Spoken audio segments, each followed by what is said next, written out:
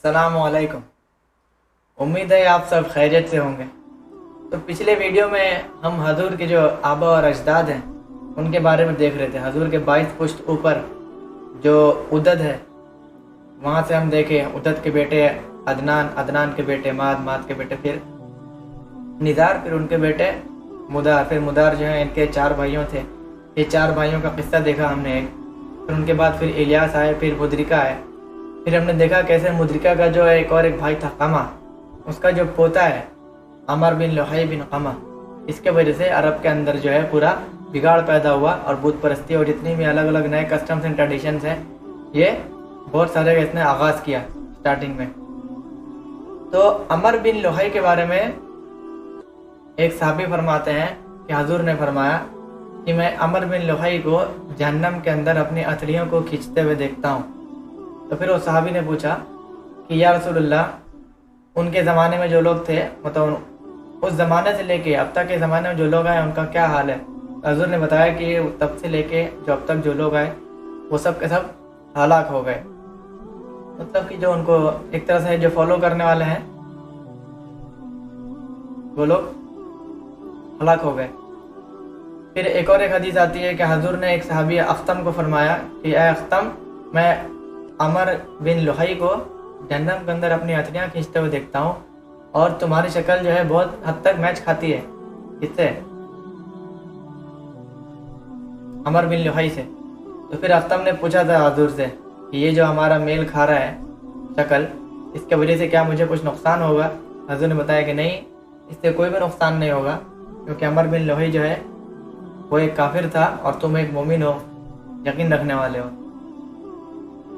तो फिर ये स्टार्टिंग में क्या हो गया कि जब जो इब्राहिम अलैहिस्सलाम की जो औलादें थी वो पहले काबा के आसपास रहती थी। बाद में जब इनका पॉपुलेशन बढ़ गया तो ये लोग काबे से दूर जाके बसने लगे। तो उस वक्त जो भी कबीले वाले थे वो क्या किया कि जो काबा का जो पाकीज़ा इलाका है वहाँ से कोई न कोई पत्थर उठा के जहाँ जाके बसता था वहाँ जाके उस पत्थर को रखता था, और जिस तरह से वो काबा की इज्जत करते थे, काबा के तवाफ करते थे, उसी तरह से वो उस पत्थर का तवाफ करने लगे और उसका भी काबा की तरह इज्जत करते थे। बाद में वक्त के साथ साथ जब नया जनरेशन आते गया तो वो लोग जो है अपना मेन चीज़ जो है, जो इब्राहिम अलैहिस्सलाम को जो मेन दीन है उसको जो है भूल गए और उन पत्थरों की और नए नए बुतों की जो है उन्होंने उनको खुदा मानना शुरू कर दिया। तो अब अमर बिन लुहई के कारनामे देखेंगे कि इसने कैसे कैसे किया। पहले देखते हैं यमन के बारे में। अब ये जो यमन का इलाका है ना, यहाँ पर भी इसी तरह से जो नूह अलैहिस्सलाम के वक्त में जो बुत थे जिनको उनकी कौम पूजती थी, उनमें से जो याकूत है, जुवाक है और नसर है, इसको जो है यमन और यमन से कुछ दूर और उसके आसपास के इलाके में वहाँ पर इनको लोग पूजना शुरू कर दिए थे। फिर वहीं पर आता है कि वहाँ के लोग एक तरह से अपना जो फसल उगती थी और जो जानवर थे उनको जो तकसीम करते थे अल्लाह के दरमियान में और अपने बुतों के दरमियान में। उसके बाद अगर कभी ऐसा हो जाता कि जो अल्लाह ताला का हिस्सा है वो उनके बुत के हिस्से में चले गया तो वो उसको छोड़ देते थे उसके हिस्से में ही। लेकिन अगर उनके बुत का हिस्सा अगर अल्लाह ताला के हिस्से में आ जाता था तो फिर वो लोग निकाल के रिटर्न दे देते थे, नहीं नहीं ये तो हमारे बुत का है। इसके बारे में भी अल्लाह ताला ने एक जगह आयत नाजिल की कि ये इनका, ये कुरान की आयत है, कैसे इनका जजमेंट सही नहीं है, कहते कि जो उनके बुतों के नाम पर जो तुम तकसीम करते हो वो तो अल्लाह ताला तक नहीं पहुंचता, और जो अल्लाह के नाम पर जो तुम देते हो वो भी उनके बुतों को चले जाता है। ये तुम्हारा जो है कैसा जजमेंट है? इस तरह का तुम्हारा ये हिसाब है। इस तरह से फिर आगे जो कुरैश हैं, जो मेन मक्का के पास थे, काबा के पास, तो इन्होंने इसकी पूजा शुरू कर दी थी। हुबल नाम का था एक इनका बुत, हुबल। ये काबा के अंदर ही काफ़ी बड़ा, बहुत बड़ा बुत था हुबल नाम का। ये उसकी बुत परस्ती करते थे। फिर और है इसाफ और नायला, इनके बारे में भी आता है कि ये जुर्म कबीले के कोई आदमी थे पुराने, और ये इसाफ और नायला एक्चुअल में इंसान थे, बाद में ये बुत बन गए, लोगों ने पूजना शुरू कर दिया। तो ये दोनों जो लड़का और लड़की, इसाफ लड़का है, नायला लड़की है, ये दोनों ने काबा में आके इन्होंने सोबत कर ली थी जिस वजह से अल्लाह ताला नाराज़ हो गए और इनको अल्लाह ताला ने पत्थर बना दिया था इबरत के लिए या जिस वजह से भी।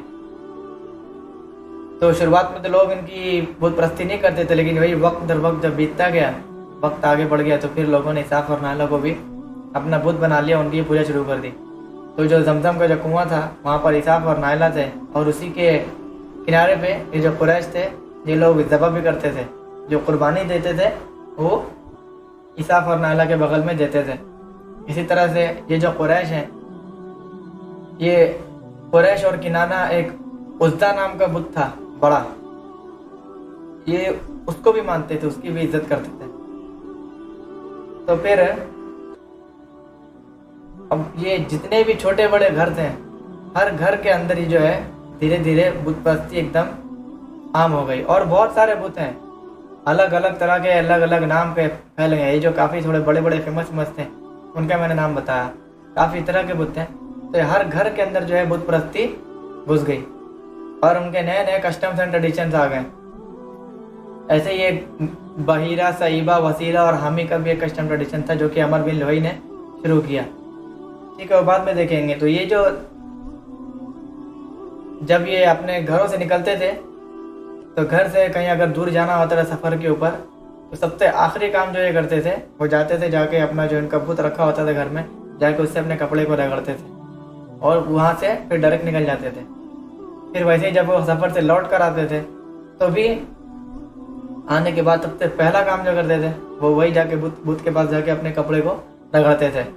तो ये भी इन्होंने एक नया काम शुरू कर दिया था। तो ये तो कुरैशियों का हो गया। अभी 3 और बड़े बुत थे इनके, यही लात, उज़्ज़ा और मनात। तो ये जो लात है, अल्लात, इसको बनु थकीफ वाले, जो ताइफ का इलाका है ना, वहाँ पर बनु थकीफ वालों ने इसको अपना लिया था, अल्लात को। अभी ये जो कुछ एपिसोड पहले हमने देखा था अबराहा की कहानी, जब अबराहा जब यमन से आ रहा था खाने काबा को तबाह करने के लिए, तो उस वक्त एक शख्स ने, जो कि उनका रहबर बना था, उसने क्या किया था कि वो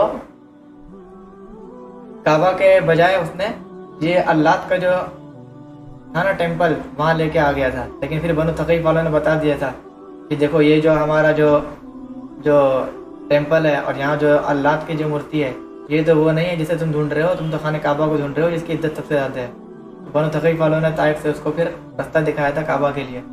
तो ये वही ताइफ में ही थे ये बनु थकीफ वाले अल्लात को लेकर। इन्होंने इसका भी ऐसे ही, जैसे काबा के जब चारों तरफ तवाफ़ करते थे, वैसे ही जो इनके अलग अलग तवाक़ीत थे, एक तवाक़ीत इनका भी था अल्लात का।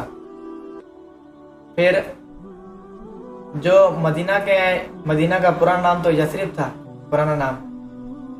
तो यसरिब के इलाके में जो अंसार थे, जो लोग बाद में अंसार बने, ये बनु औस और बनु खजरज वाले, तो ये लोग जो है मनात को अपना बुत मान लिए थे।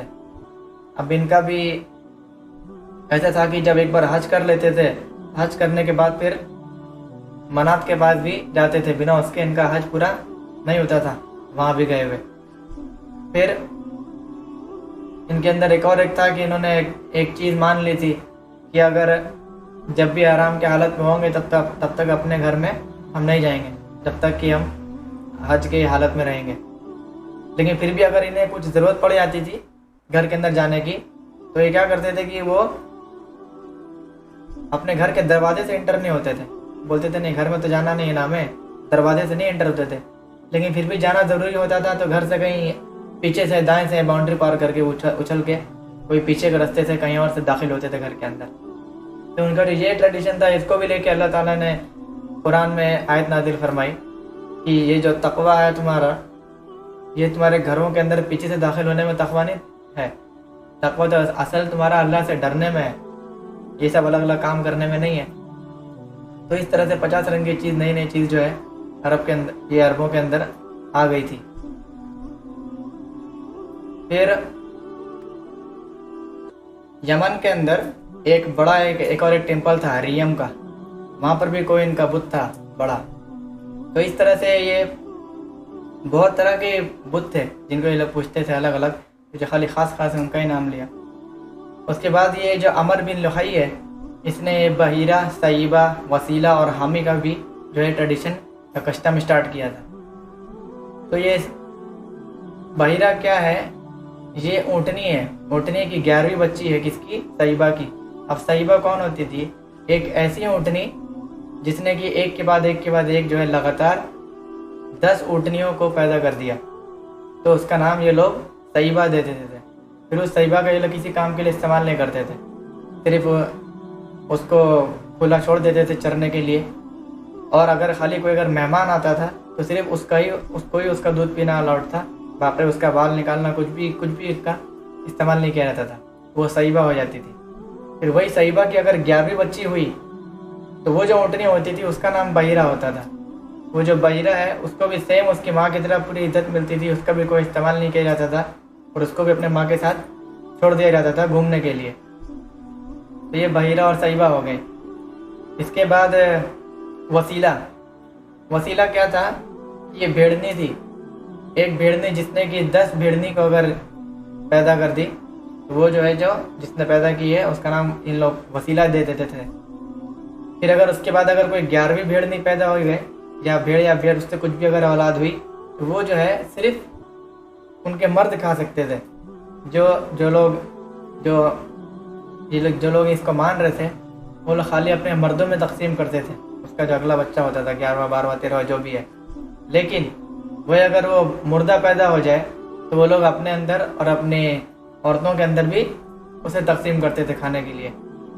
तो इसके ऊपर भी अल्लाह ताला की एक आयत नाजिल हुई, कुरान के अंदर आयत नाजिल हुई कि अल्लाह ताला ने बहीरा, सईबा, वसीला और हामी ये तो नहीं बनाया है, और तुम लोग मतलब कि सिस्टम गलत था ना इनका। इसके बारे में कुछ कुरान में आया है एक तरह से कि तुम अपने मर्दों में बांट लेते हो, लेकिन अगर मुर्दा पैदा हो जाए तो फिर तुम मर्दों औरतों दोनों में बांट लेते हो। फिर ये हामी क्या था कि हामी एक ऐसा ऊँट था जिसकी वजह से 11 जो 10 ऊँटनियाँ जो पैदा हुई हैं किसी ऊँटनी से, वो हामी था। उसको भी वो लोग छोड़ देते थे, कोई इसका इस्तेमाल नहीं किया जाता था। तो इस तरह से ये इनकी नई नई चीज़ें थी जो कि ये अमर बिन लुहई ने ये बहीरा, सईबा का सिस्टम भी स्टार्ट किया था। तो ये जो बिगाड़ जो स्टार्टिंग में आए ये लगभग हजूर के 14 पुश्त ऊपर हो गया है। ये हजूर के 14 पुश्त ऊपर हम जाएंगे तब ये उस जनरेशन में लगभग आता है ये सब कि अमर बिन लुहई आया और उसने ये सब किया। ठीक है, तो अभी हम जाते हैं हजूर के दोबारा जीनोलॉजी की तरफ। तो हम मुद्रिका देखे थे, मुद्रिका का भाई था मामा। ठीक है, अब मुद्रिका का जो बेटा है, इनके भी 2 बेटे थे, खुजैमा और हुदैल। तो ये जो खुजैमा है ना, इनसे आगे हजूर की शाख चली। और ये जो हुदैल है, ये हुदैल के बारे में भी ऐसा आता है कि ये ऐसा शख्स था जिसने अल्लाह के अलावा दूसरे जो इनके जो बुत थे, मतलब बुतों का नाम देके अपना नाम में स्टार्ट कर दिया था यूज़ करना। जैसे कि अब्दुल उज़्ज़ा हो गया, हम लोग रखते हैं ना अब्दुल्लाह रखते हैं, तो ये अब्दुल उज़्ज़ा नाम, उज़्ज़ा तो उनके बुत का नाम था, तो अब्दुल उज़्ज़ा नाम रखना ये हुदैल ने किया था। तो ये जो हुदैल है, आपको याद होगा राबिया बिन नसर की जो हमने कहानी देखी है, राबिया बिन नसर ने ख्वाब देखा था एकदम शुरुआत में।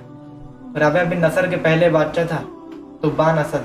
तो तुब्बान असद जब अटैक करने के लिए आया था मदीना पर, तब मदीना के लोगों ने उसे बताया था, यहूदियों ने, कि अटैक नहीं करो, यहाँ पैगंबर आने वाला है फला फला जगह से। फिर कैसे तुब्बान असद जो है जब मक्का गया था वो, तो मक्का के अंदर वहाँ पर उसको हुदैल मिला था।